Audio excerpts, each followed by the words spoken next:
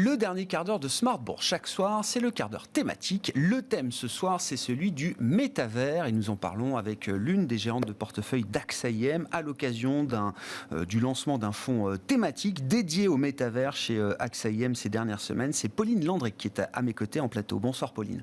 Bonsoir. Merci beaucoup d'être là. On va parler de la manière dont vous investissez sur ce thème du métavers, mais quand même pour rassembler tout le monde, métavers c'est alors un nouveau mot qui fait du buzz, mais derrière ce nouveau mot, il y a quand même une réalité qu'on ne découvre pas aujourd'hui en 2022, Pauline. Alors exactement, donc peut-être pour définir un petit peu ce qu'est le métavers, je dirais que c'est la convergence des mondes réels et virtuels. Et donc, on recherche des innovations associées à une évolution de l'Internet, quelque part. Donc, un terme équivalent, ça serait ce qu'on appelle Web 3.0, donc une évolution de l'Internet qui rend des expériences plus visuelles, en 3 dimensions, et plus immersives. Donc, les différentes itérations de l'Internet, la première itération, c'était lorsque on connectait les personnes aux informations, donc juste rechercher de l'information par Internet. La seconde itération qui représentait là lorsque Internet est devenu beaucoup plus social, donc connecter les personnes aux autres personnes, aidées par l'Internet haut débit et l'Internet mobile. Et là, cette troisième évolution de l'Internet, donc qui connecte les personnes, mais aussi les objets et les lieux. Donc connecter tout ce qui nous entoure et donc ajouter plus de technologie à notre vie quotidienne. Et quand je dis que c'est déjà une réalité, on a tous eu plus ou moins l'occasion de porter déjà des lunettes de réalité virtuelle.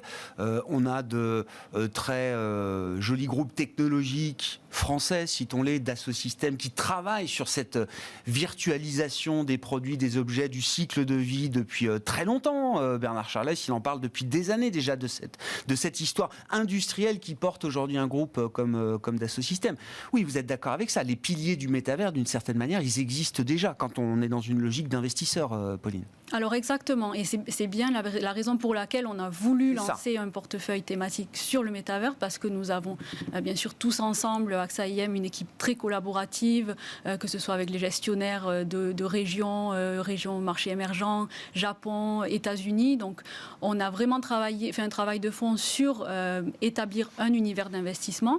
Et là on a vraiment trouvé donc, plus de 250 titres exposés à ce thème. Et donc à partir de là, on a... Il y a un vrai univers d'investissement, il y a un vrai gisement, et donc ça fonde le thème, ou en tout cas ça le rend légitime aujourd'hui. Comment est-ce que vous avez sélectionné justement ces entreprises, à travers quel type d'usage, à travers quel type de participation au métavers justement? Comment est-ce que vous avez catégorisé les verticales d'investissement derrière ce fonds thématique, Pauline? Alors, notre façon de voir cette opportunité du métavers, on a divisé l'univers d'investissement en 4 opportunités principales, 4 sous-thèmes. Donc, le premier sous-thème, ça va être le thème des jeux vidéo, où, bien sûr, on voit les avancées, les développements les plus avancés du métavers, puisque, bien évidemment, ces sociétés ont développé des mondes virtuels depuis maintenant des décennies.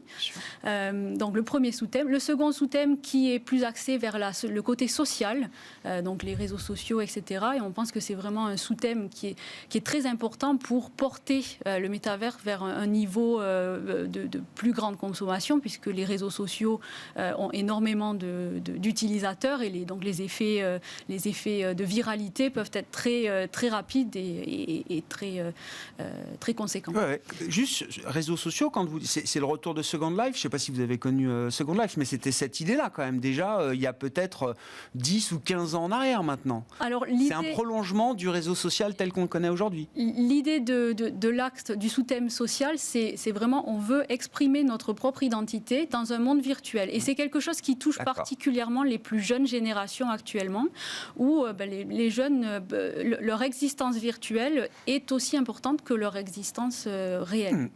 Jeux vidéo, gaming, socialisation. Le troisième sous-thème, donc, qui est plus axé sur le domaine du travail. Ouais. Donc là, on retrouve le travail de bureau, donc avoir des réunions plus immersives, donc les réunions virtuelles. Et le domaine du travail plus industriel, donc là vous avez parlé d'Asso Systèmes, donc tout ce qui touche aux jumeaux digitaux, dans la création de versions virtuelles d'objets réels, de la fabrication de prototypes. Donc c'est aussi un thème qui est extrêmement important. Et des sociétés qui sont profitables et qui ont été établies depuis très très longtemps. Ah ouais. Le dernier sous-thème qui regroupe les facilitateurs technologiques, donc là c'est les sociétés qui déposent les briques pour rendre l'univers du métavers possible. C'est les architectes du métavers. Exactement, donc ça va regrouper les sociétés de semi-conducteurs par exemple, équipements réseau, mais aussi la cybersécurité, puisque c'est quand même une problématique très importante d'exister dans ces mondes virtuels en toute sécurité, ainsi que les sociétés de paiement aussi. Donc si on veut faire des transactions dans ces mondes virtuels, on veut être capable de le faire simplement et c'est de façon sécurisée. Et enfin, on peut donner, comment est-ce que vous quantifiez le gisement ou le potentiel que représente le métavers? Intéressant pour des boîtes déjà installées, dans les paiements par exemple. Donc on paye dans le monde, c'est virtuel le paiement déjà d'une certaine manière, mais le métavers va être un potentiel, un gisement d'activités supplémentaires pour des sociétés de paiement mondiales aujourd'hui qui traitent énormément de transactions à la seconde partout dans le monde. Ça représente quelque chose de très important en termes de potentiel de business demain pour ces entreprises? Alors pour de très nombreuses entreprises, il y a énormément de potentiel. Oui, je prends l'exemple du paiement, mais c'est pour comprendre le potentiel que ça représente. Exactement. Donc pour le paiement, on a cette dimension de décentralisation également. Donc ça c'est encore un sous-thème un petit peu différent, mais oui, le monde des paiements qui existe dans ces mondes virtuels a tendance à être décentralisé. Mais en termes d'opportunités, il y a eu des études de marché, et ça c'est aussi intéressant de le mentionner, parce qu'une étude qui a été faite par Bloomberg, par exemple, a évalué la taille du marché du métavers à 500 milliards de dollars en 2020. Donc c'est déjà un marché qui existe et qui est déjà assez conséquent. Et leur prévision, c'est que ça pourrait être une opportunité de 800 milliards de dollars d'ici à 2024. Donc un taux de croissance par an entre 10 et 15%.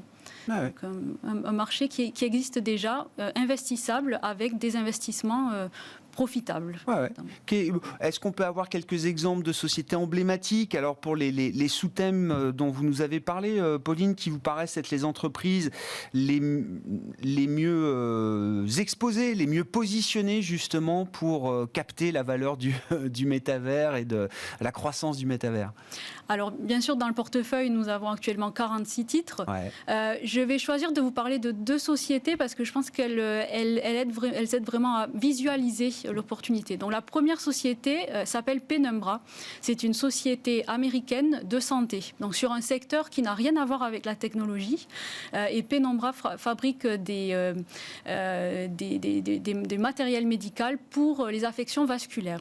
Et depuis 2017, cette société a investi, donc depuis déjà 5 ans, a investi dans la rééducation virtuelle. Donc les patients vont être munis d'un casque de réalité virtuelle, des dispositifs autour des bras et des mains, et vont réaliser leur rééducation dans un monde virtuel, donc un monde divertissant, un peu comme un jeu vidéo. Pour les patients, donc c'est assez amusant. Et pour les docteurs, ça leur permet de capturer beaucoup de données et donc de suivre l'évolution de leur rééducation, d'adapter les exercices.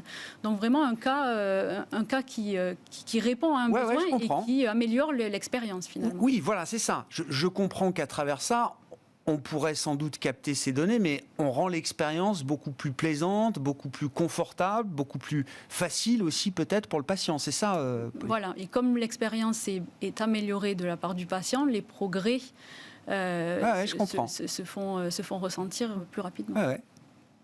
Intéressant, parce qu'effectivement, on voit bien que c'est un thème transsectoriel. Hein. C'est pas juste quelques secteurs technologiques qui répondent au thème du métavers aujourd'hui. Exactement. Autre exemple d'entreprise emblématique, Pauline ? Alors, un deuxième exemple, je citerai la société qui s'appelle Matterport. Donc, c'est une société dans le domaine des jumeaux numériques, donc qui crée des outils de visualisation pour les espaces. Donc, ça va être reproduire une maquette virtuelle d'appartements, de maisons, d'immeubles. Donc, les domaines d'application à présent, c'est surtout sur le domaine de l'immobilier, offrir aux clients la possibilité de visite virtuelle et donc de naviguer les différentes pièces, prendre des mesures, découvrir quand on ouvre la fenêtre, qu'est-ce qui se passe, qu'est-ce qu'on voit. Donc là aussi, un cas d'utilisation qui est très visuel, qui améliore l'expérience par rapport à une expérience, si vous regardez un site internet avec des photos en 2 dimensions. Est-ce qu'on va tous accepter de dériver notre réalité en permanence comme ça dans des mondes virtuels ? Enfin, il y a une. Alors, tout dépend, j'imagine, des générations. Il y a quelque chose peut-être de très générationnel lié au métavers, mais oui, on est sûr que socialement, on va accepter de dériver de plus en plus comme ça de nos expériences du monde physique vers un monde virtuel, aussi plaisant soit-il, aussi confortable soit-il. Alors, pour ce qui est de l'avenir, question de sociologie, mais bon... Je suppose que vous avez raison. Il y a un aspect générationnel et actuellement, c'est un phénomène qui est totalement accepté par les générations les plus jeunes. Avoir une existence virtuelle, acheter des améliorations, des vêtements, des accessoires virtuels, c'est quelque chose qui est très orienté vers les plus jeunes générations. Avec un pouvoir d'achat limité. C'est le problème de la génération la plus jeune, c'est que c'est celle qui a le moins de pouvoir d'achat. Et donc ces jeunes individus vont grandir et vont avoir plus de pouvoir d'achat au fil des années. Mais ce qui est intéressant aussi quand on regarde la technologie en général, historiquement, lorsque ça commence à toucher les plus jeunes générations qui acceptent une technologie, ça remonte les générations. Ça remonte les générations. Un exemple, les réseaux sociaux. Par exemple, il y a 15 ans, c'était essentiellement des étudiants d'université qui utilisaient les réseaux sociaux. Nos parents et nos grands-parents sont parfois sur les réseaux sociaux aujourd'hui. Voilà, tout le monde utilise les réseaux sociaux. Comment vous regardez les phénomènes spéculatifs qui sont liés ? Alors, encore une fois, c'est une nouveauté sans être réellement une nouveauté, mais c'est vrai que les expériences sont de plus en plus poussées. On a tous lu des exemples de gens qui achètent des objets de collection virtuels hors de prix, voire de l'immobilier. On achète de l'immobilier aujourd'hui dans le métavers et ça se traite, alors je sais pas, en termes de prix, ça peut se traiter évidemment comme de l'immobilier physique, sauf que tout ça est virtuel. C'est surprenant, c'est normal d'avoir ces phénomènes peut-être un peu spéculatif. Pauline, comment vous regardez ça ? Alors, sur le domaine des objets de collection ou des jetons non fongibles, on a vu des choses assez incroyables qui se sont passées. La plupart des sociétés associées à ces jetons non fongibles sont privées. Donc, nous sommes des investisseurs sur des sociétés listées en bourse. Donc, on n'investit pas dans ces sociétés-là. Mais on observe les évolutions. Et j'ai quelques observations. L'art digital, donc ça vous donne quand même le gage d'une authenticité et vous avez la garantie que cet objet virtuel vous appartient. Donc il y a quand même une valeur ajoutée qui est assez nuancée. Oui, à discuter, mais il y a un titre de propriété. Quoi. Exactement. En ce qui concerne l'immobilier, là aussi, pour les grandes marques, il y a aussi une question de si je ne suis pas présent dans ces environnements virtuels, comment est-ce que je vais cibler ces audiences qui sont pour la plupart des audiences plus jeunes et des audiences qui sont très difficiles à cibler par des moyens médias traditionnels. Donc il faut les suivre là où ils sont. Exactement. Merci beaucoup Pauline. Pauline Landric qui est venue nous éclairer sur le thème du métavers, donc un thème nouveau exploité en matière d'investissement aujourd'hui chez AXA IM. Pauline Landric qui est gérante de portefeuille chez AXA IM et qui était l'invitée du quart d'heure thématique de Smart Bourse ce soir.